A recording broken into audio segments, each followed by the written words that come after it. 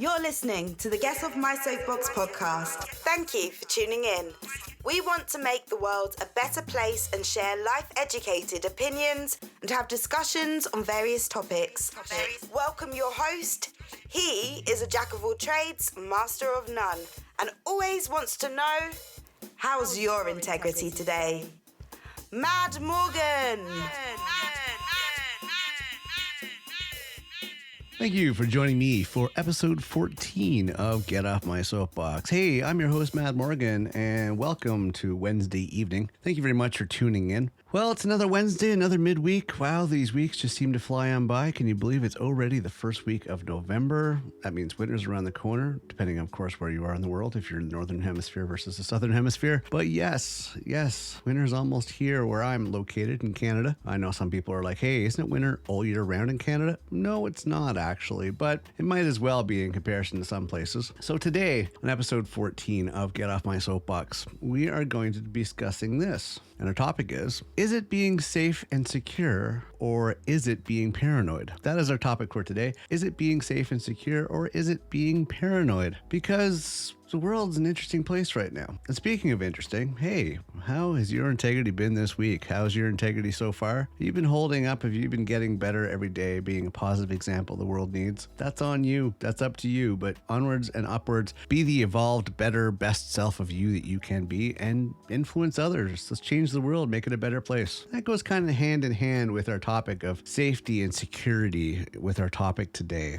Because it is kind of important, actually is very important. And it was one thing that happened with COVID. We're going to get right into this. One thing that happened with COVID was all this government support that went out to a lot of people that were working, your minimum wage jobs or were on some sort of social assistance. They got lazy. Well, more lazy than usual. I'm not saying everybody's lazy, but a good portion got lazy and lazier, or even people that lost jobs didn't want to go back to work. So now we have an economy where there's tons of jobs, but nobody wants to work. So you will get places that are starving to hire people for their stores, services, businesses, whatever, and they can't find quality people. So, wow, I mean, I'll tell you, when you hear somebody working at McDonald's, you think, okay, well, that's not really a skilled job. If you got the better quality people, yeah, it is actually a skilled job. There is customer service involved and everything else. Well, I'll tell you my experience last week. I went in there and it was like recess in high school. It was just pathetic. It really was. Customer service, professionalism was just out the window. So yeah, people aren't working. And unfortunately, businesses are going to be hurting because they're lower than lower standards when it comes to filling the positions. They'll take anybody, and they're getting a bunch of not so desirable people in there working these jobs. But okay, so this is the question I got to ask: is these people that don't want to work, what are they doing? What are they doing to make ends meet? How are they paying bills? Because the government's not dishing out free money anymore. Government opened up things and raised mandates and everything else. So COVID's over. Go ahead, go work, go live. But all these people don't want to work anymore. So what are they doing to make ends meet? Yeah, they might be getting their monthly welfare check or what limited unemployment insurance they still have. But the reality is that, yeah, they're turning to malicious deeds in order to make ends meet. They are committing crimes. And that's kind of scary to think, because the more and more you hear about all these jobs that are available and people aren't working, that people have got to get some income somehow. In order to get the income somehow, technically they're getting it some way that's not going to be good. So they're most likely stealing or mugging or hurting people that are working in order to get it, because they don't have any integrity. They don't have any integrity, don't have morals, any values, and they're too lazy to get to work. And there's jobs out there. There are jobs out there. I've never seen so many jobs, so many stores, so many signs and windows and everything else that's saying hiring immediately. Not, hey, hiring now, or just hiring immediately. It might as well say in small print, hey, show up and you got the job. Okay, people got to get back to work first and foremost. But let's get to our topic more so. And this goes hand in hand, of course, with what I'm talking about, because people are being lazy and people don't want to work and people want to have an easy ride of things and, expect somebody else to pay the bill, which usually ends up being working class, because the people that actually are working are the ones that are paying the taxes, that are giving the free money to these people that are sitting on their asses not doing anything all day and committing crimes and all that other stuff. So it's the working people that are doing all the work, and the lazy people are sitting at home doing whatever and breaking into cars and hurting people. Which brings us, of course, back to our topic. Safe and secure. Now I'm kind of licensed and certified in this because yes, I am a licensed and trained security officer. So and we're talking physical type security, not just cyber security, because I'm also trained in that as well, believe it or not. Yeah, I've covered security across the board. But when it comes to physical security, like law type security, law enforcement, I mean, I am trained and licensed and everything else in that. And so I do have some idea of what I'm talking about, just so you know. So safe and secure. And I guess what really sparked this topic is I'm constantly always thinking about that safety and security, because unfortunately there's a bad element out there. I mean, as we've discussed in previous shows, maybe 200 people, you're going to have one or two bad apples, but for every 100, maybe one. And that one can cause a lot of trouble, cause a lot of unrest for the people that are law-abiding citizens. Unfortunately, that bad apple is just bad. I mean, there's no way else to put it. It's just a bad apple, hence the name bad apple. But I mean, do you realize that, 52% fear that they're in danger every day? 52%. And this is, of course, a rough statistics from some studies, but 52% fear they're in danger every day, even at home. And the reason for that is because you hear more and more about home invasions. Home is supposed to be a safe zone. Home is supposed to be where you feel secure and safe and guarded and everything is good. You can sit back, you can relax, put your feet up and everything's good. But the more and more media, starts putting junk out there and raising fear in people because they always put the bad news out there, the more and more it gets people scared. And that's not right, even at home. And for 52%, that's over 50%. I mean, maybe that's just a little to balance it out, to put it on offside. But yes, America especially, there's a lot of people that feel that they're in danger because America is a pretty scary place. It really is. But everybody wants to not have to worry about their personal safety. And they don't want to have to be on edge. They don't want to always have to look over their shoulder. And in a peaceful world where there wasn't no money and there wasn't no greed and there wasn't no hate and there wasn't none of this other crap, yes, we wouldn't have to have that constant on guard feeling and that constant always looking over your shoulder to the level of paranoia, that anxiety. I mean, young people were most likely to feel concerned about their safety on a daily basis. With 75%, this is a study that I was reading up on, there was 75% of those between 25 and 34 agreeing with this statement compared to just 50% of those 45 to 54.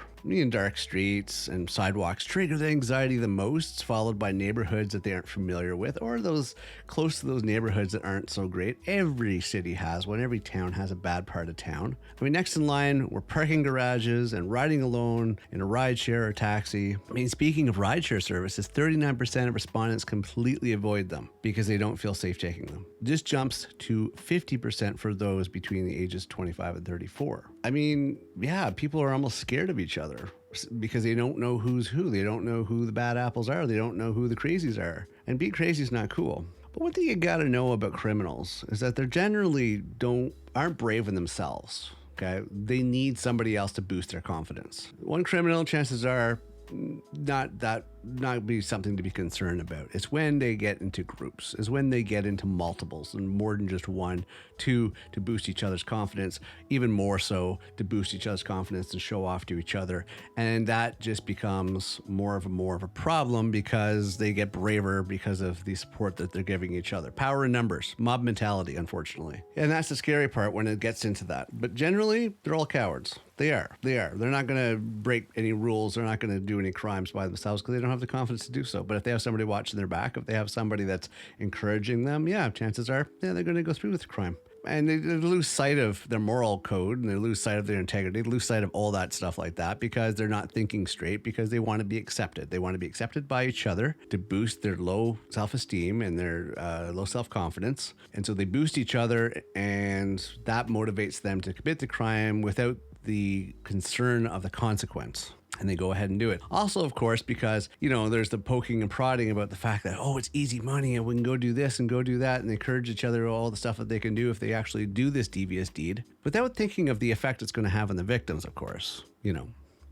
Of course not. They don't care about that part. They just think about easy street for themselves, unfortunately. So, a lot of people are paranoid. Well, not necessarily paranoid. They're just concerned about their safety. They're concerned about their safety and overall well-being, and that's understandable. That is understandable. And especially when it comes to our own home. I mean, even surveys also ask respondents about their safety and the comfort of their own homes, and found that 42% don't feel safe when they're home alone. 45% avoid living on the ground floor or first floors of apartment buildings out of fear of home invasions. To combat this, 46% of respondents have a home security system, and younger respondents were the most likely to have a system. 60% of those between 25 and 34 years old have a security system, followed by 57% of 35 to 44 and 55% of 18 to 24.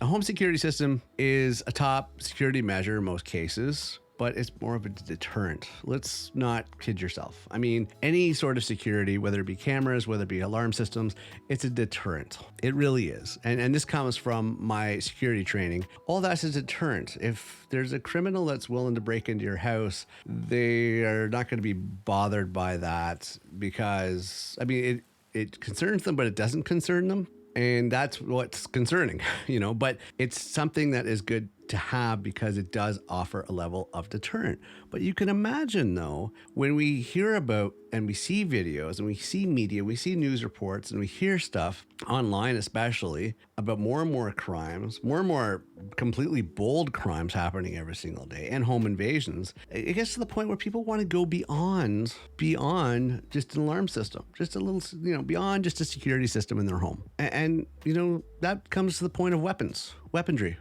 Because you want to protect yourself, you want to protect your loved ones, but that becomes a difficult part. In the States, they're taught to love guns. In other parts of the world, they're taught to deal with things in a different way. In Canada, we're not a gun-toting type country, but it makes people wonder when we see in our areas, in our cities, that crime rates are going up. More and more vicious crimes are happening. It makes you want to second think whether or not weaponry is a good idea in the household. I've kind of thought about it. I mean, I'm licensed to carry any weapon out there. And, it makes me think at times, hey, maybe I should go out and get something.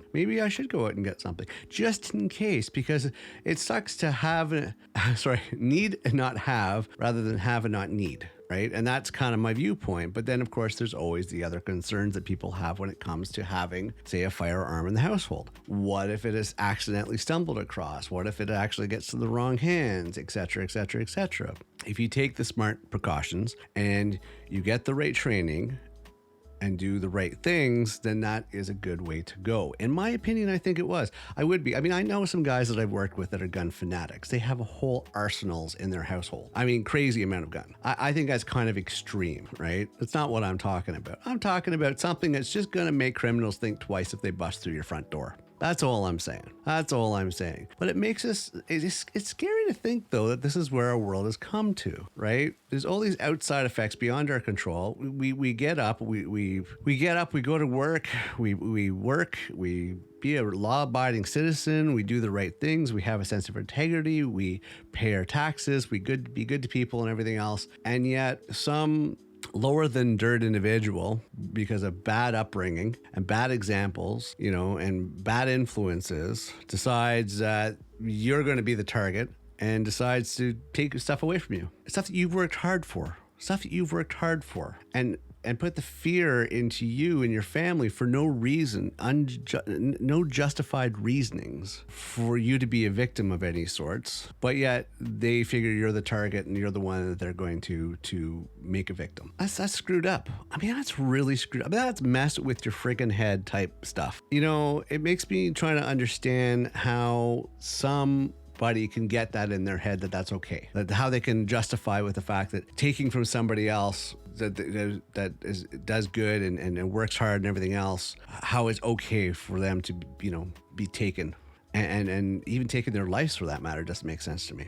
I mean, I'm a strong believer, and it's true. I mean, I've seen it time and time again from people from all different walks of life, and and cultures and everything, you can achieve anything you want in this world, okay? And I'm talking, you can achieve and accomplish anything you want in this world with dedication and hard work. Some people might argue that with me, but no, I've seen it time and time again. I don't care if you're a guy, I don't care if you're a girl, I don't care if you're a toaster, I don't care where you come from, I don't care your culture, I don't care about any of that. I have seen it time and time again, so there's no excuses. As much as you want to give excuses that you can't get a job and you're not giving opportunities and people are against you, and people are biased and people are this and people are that. Okay, that's great, but are you going to let those people get you down? Are you going to let those people hold you back from what you want in life? Taking the easy route out of being a criminal and hurting other people, that is sad. That is pathetic. What kind of legacy are you leaving? How are you going to be remembered? You're not. People wouldn't think twice. If you victimized a family and you robbed their house, and if you got hit by a truck on the exit, nobody would think twice. If you got hit by a truck and got killed, nobody would think twice about you. Because your devious acts, your underhanded, immoralistic acts are justifying who you are, because your actions justify who you are. Your actions say everything about you, okay? I mean, that's one thing you got to keep in mind. Your actions speak for who you are. Not what you say. What you say, people say stupid stuff all the time, okay? It's not necessarily what you say. It's not what you write. It's not anything along those lines, because those are trivial. Those can be influenced, right? Wrong state of mind, under the influence of alcohol or drugs, stuff like that. That's stuff that's circumstantial. But your actions speak volumes. That's why, you ever heard the expression, actions speak louder than words? Because that's how it is. You can't necessarily get, well, I don't think you can. It's questionable. You can say you did something and not have done it, but they have to prove that you did it. So you actually have had to do the action in order to be accused of it or charged with it. Actions speak louder than words, but it dictates, of course, the character in which you have. So keep that in mind when it comes to what you're going to do. Now, okay, so safe and secure, everybody wants to feel a sense of security. It goes without saying. And you can do all due diligence. And I guess what brings us up is I've been thinking about the house more, and I'm always constantly thinking, how can I make my house more secure? And I'm looking at all the weak points. I'm looking at, okay, at the end of the day, I want to either deter having any sort of invasion, or I want to be aware that this is going on. So, of course, first and foremost, get an alarm system.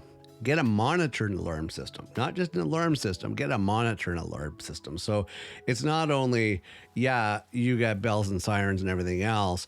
As soon as that triggered, the cops are on their way. Okay. No ifs, ands, or buts. And then, of course, cameras go up and everything's being monitored, and it's just hairy-carry. It's just crazy. But that's starting point. That's starting point.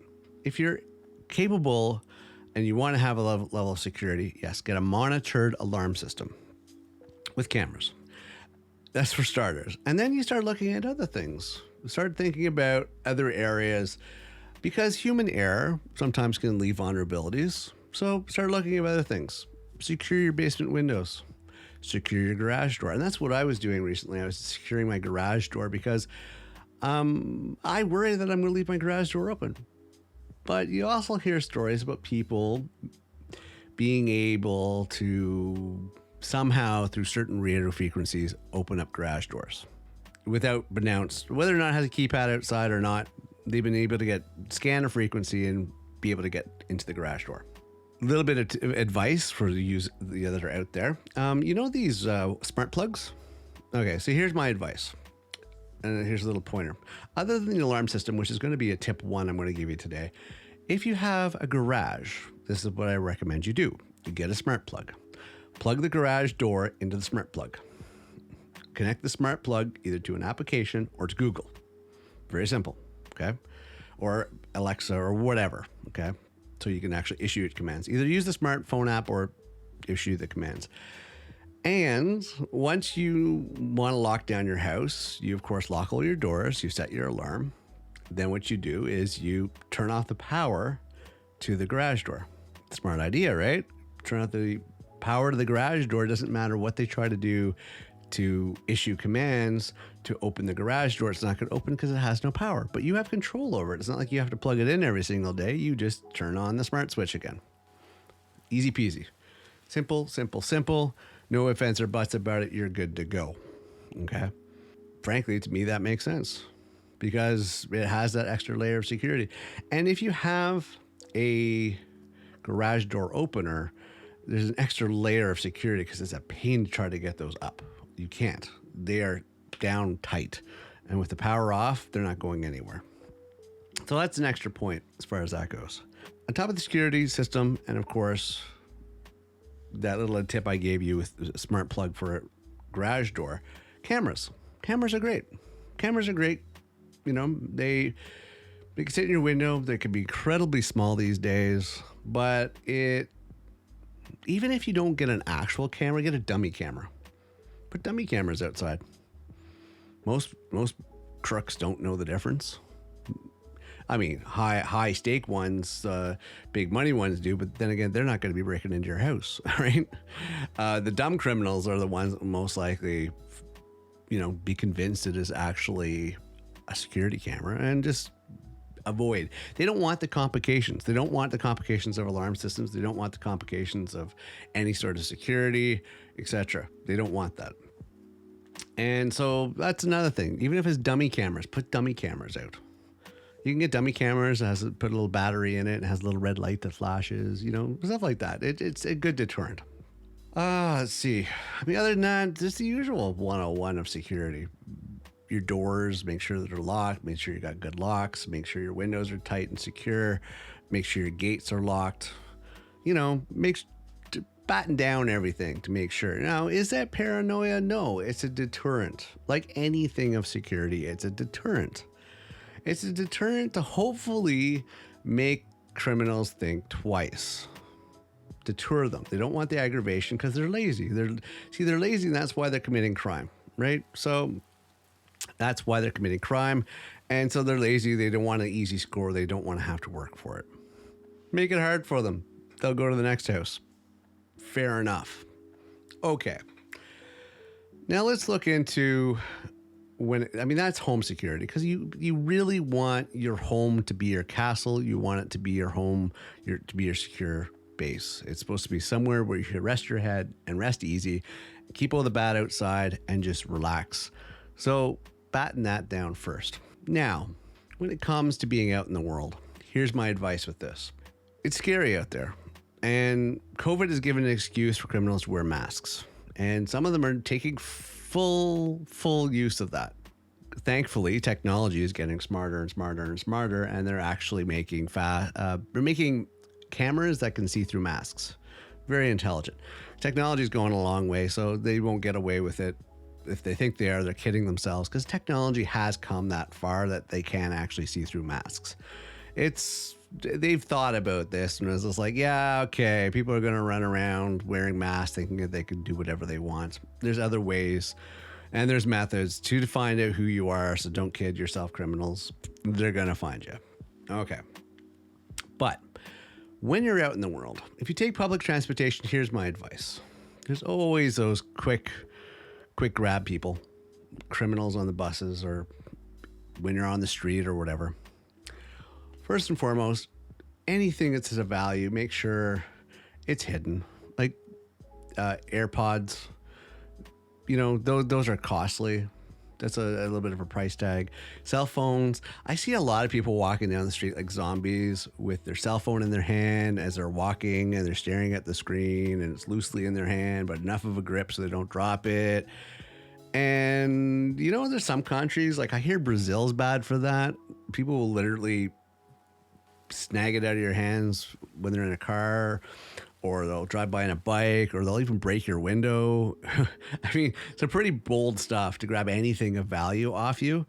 So keep your phone in your pocket until you're in an environment like in the corner of a bus, sitting down or whatever, where you know for a fact that you're safe and secure. You can take it out and not have to worry about it walking off on you. Just be aware. Batten down your pockets, make sure everything's secure, make sure that you're not easily pickable, and just be aware of things that are around you. Don't be oblivious to it. You're a little more secure when you're in your vehicle. That's a different story. But still, and I said, always be aware. avoid those parts of town you know that are not good. Avoid going down those streets you're unsure of. Be careful when it comes to late at night where you end up going, because you don't want to get boxed in somewhere you can't get out, and then you're subjected to who knows what. So kind of plan your route, be smart about it, and go where you feel a level of security and confidence. There's no reason to take chances. You're better off to sit still in a say a grocery store parking lot than it is to get lost and end up somewhere you don't know where it is. And hey, maybe you're visiting some city you don't know of. You don't know where the bad parts of town are. As I said, there is some pretty shady characters out there, just lazy as fuck, excuse my language, and they are cowards. And they're looking for an easy score, whether or not because it's of a drug addiction, or they're just damn lazy, or whatever bad influences. It is what it is. And unfortunately, these people need to be re-educated. They need to be taught there's a better way. They need to be taught what a solid day's work means, integrity, pride. This is stuff that they need to learn. So they need to be re-educated from obviously the bad influences that they've had, which are causing them to commit crimes, causing them to have low or no empathy whatsoever for your fellow person or anybody, and have no reason, no problem with committing these crimes. It's a shame, but I think we'll get there, where we have peace and harmony and security. We should be, I mean, it's 2022, people. We should be in a society that is civil and secure and safe, and we don't have to worry about walking down the street at 2 a.m, or go down back alleys. I mean, those days should be beyond us. We shouldn't have to be in that. We should have a higher level of technology. It'd be more advanced than we are. But unfortunately, there's still a bad element out there. And it's previous generations that are teaching them bad things to the next generation and the next generation and the next generation. We got to stop that vicious cycle from the bad toxic elements that are teaching the next generation to be criminals, and get them out of that cycle. That's what we got to do. We have to re-educate.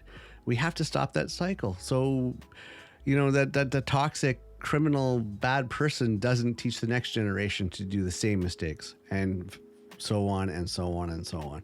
We'll get there eventually, because eventually we're going to hit rock bottom and then realize, oh, maybe we should do things differently. Maybe we have to start looking at things differently and fixing this. So myself personally, yeah, I'm close to going out and buying another shotgun. I used to have one once upon a time. I think that's a pretty good deterrent. But I've been sitting on the fence about it.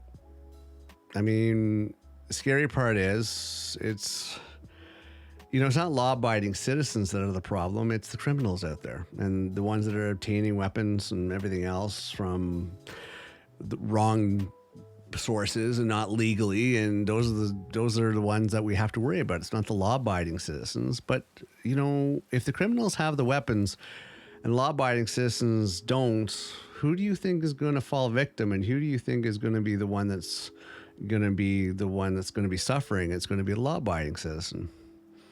And like every other deterrent that I mentioned today in today's episode, yeah, I'd say that's more of a deterrent as well. No, I've not done it. I've not went out. I do have a compound bow, but that takes a little while to reload. But I don't know. I think I might get to the point where a gun safe will be hidden in the house somewhere, and it will be there just in case. But we'll have to see. Right now, it's I'm kind of glad. I'm kind of glad my wife doesn't listen to these much, but I know what her stance is when it comes to weapons, and my mother has a problem with it as well. But I don't know, the way the world's getting out there, and I got a family to think about. Like a lot of other people have families to think about. It's a really tough decision. It's a really tough thing to think about. And it just comes down to the fact that you want your family to be safe, and your loved ones to be safe, and your house to be safe, and you to have a sense of being safe and secure. At least at home. I know the world's crazy out there, but hopefully that sorts itself out. And is it being paranoid? It's not being paranoid. It's called being prepared. That's what it is. It's called being prepared. Just in case. doesn't mean you have to go out and buy a gun. Okay? I'm not telling you, I'm not encouraging you to that. I'm just giving you some pointers on how you can make yourself more secure. Batten down your house, make it secure as much as possible within your means. Whatever you can do that. When you're out and about, just be aware of your surroundings. Be aware of what's around you. Don't leave anything of value out on your person that, could be snatched and taken away from you, because you work hard for that stuff. And you don't really want to ruin your day by having one last cell phone or one last purse or whatever. Try to keep things a little battened in, especially if you're in those questionable areas of town or places you're not 100% familiar with. Just be careful on that one. It is sad, as I said, and the media doesn't help. The media always puts out the bad stuff, and it just really doesn't make life any good. The media fans the fears that exist. The old saying in the newsroom is, if it bleeds, it leads. I mean, shootings and personal tragedies are at the top of the news broadcasts, and they're looking for sensationalism, and that's what media does. But unfortunately, that trickles down to us, the law-abiding citizens. And when we have to have all these imagery in front of us, it's no wonder we get scared, and it's no wonder we get fearful. And it's no wonder that we question about safety and security. Not being paranoid. Try to keep your anxiety in check. I mean, anxiety realistically, and I know because I've had my bouts with it, is just the fear of the unknown. So be prepared as you possibly can. Be vigilant as much as you possibly can. Doesn't mean be paranoid. Try to keep your anxiety in check. Just know that you're going to do the best you can. Be prepared the best you can. And just take it step by step. That's all I can say. But take a good look around you. Look at points of entry. Kind of look at it as a challenge if you're concerned about your safety.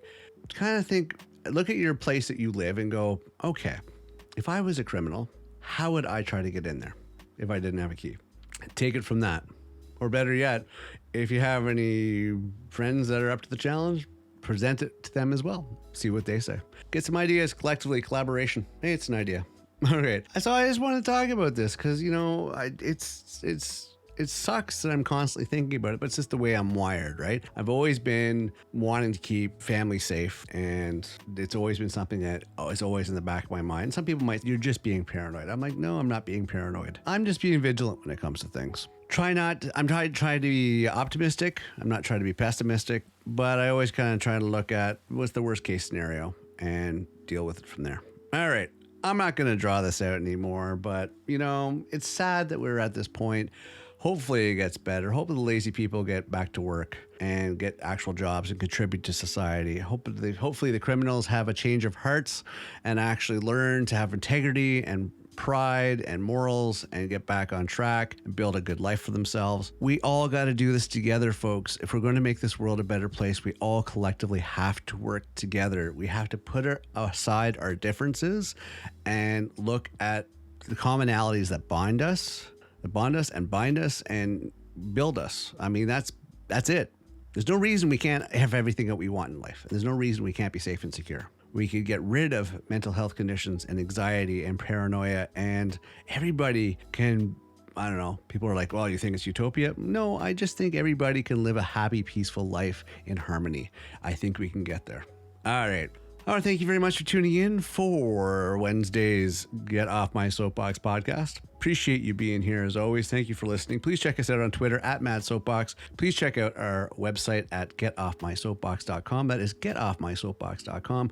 We have a FAQ section on there. Check it out. Gives you all the details, information, answers questions. If you have any more questions, by all means, there's contacts there as well. You can contact us. There's a whole bunch of email addresses based on topic. Send us an email. If you have questions, we'll be more than happy to answer them. Or you can send us a DM over on Twitter. We're also on Facebook and Instagram. You'll find us kicking around somewhere around there. But our main things are the website and, of course, over on Twitter. Other than that, hey, a little bit of rant on this. I'm not really giving you much stats because I really was thinking about this internalized today, and I'm like, you know what? I'm going to talk about this one.